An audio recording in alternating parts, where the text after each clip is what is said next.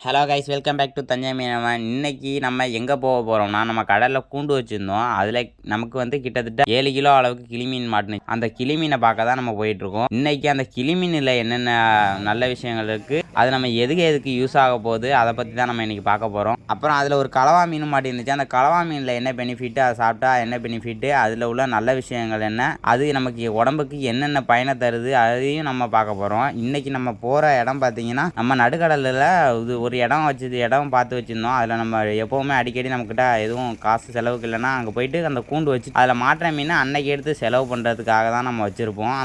அந்த கூண்டை தான் நம்ம பார்க்க போகிறோம். அந்த கலவா மீனில் நமக்கு என்ன பயன், கிளி மீனில் நமக்கு என்ன, அந்த மீனை பற்றி இன்றைக்கி உங்களுக்கு வந்து தெரியாத தகவல்களை நான் உங்களுக்கு சொல்லித்தரேன். இந்த மாதிரி யூஸ்ஃபுல்லான கண்டென்ட் போடுற நம்ம தஞ்சை மீனவன் சேனலை வந்து நீங்கள் சப்ஸ்கிரைப் பண்ணி சப்போர்ட் பண்ணணும். வாங்க கைஸ், ஃபஸ்ட்டு இப்போ கிளி மீனை பற்றி பார்த்துருவோம். கிளி மீனோட பேர் வந்து தமிழில் பார்த்தீங்கன்னா கிளி மீன் சொல்லுவாங்க. இங்கிலீஷில் பார்த்தீங்கன்னா பேரட் ஃபிஷ்னு சொல்லுவாங்க.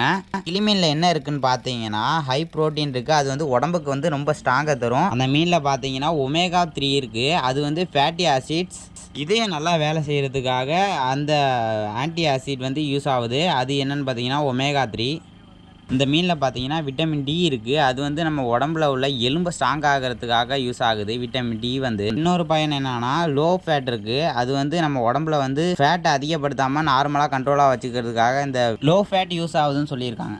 இன்னொரு விஷயம் என்னென்னா நம்ம பிரெயின் ஹெல்த்துக்கும் யூஸ் ஆகிறதுக்காக தான் இந்த கிளிமீன் யூஸ் ஆகுது. என்னன்னு பார்த்தீங்கன்னா பிரெயின் ஹெல்த்துக்கு நல்ல நியூட்ரியன்ஸ் தரதுக்காக தான் இந்த கிளிமீன் யூஸ் ஆகுது. ரெகுலராக அதிகம் இல்லாமல் சாப்பிட்டோம்னா இம்யூனிட்டி இம்ப்ரூவ் ஆகும்னு சொல்லியிருக்காங்க.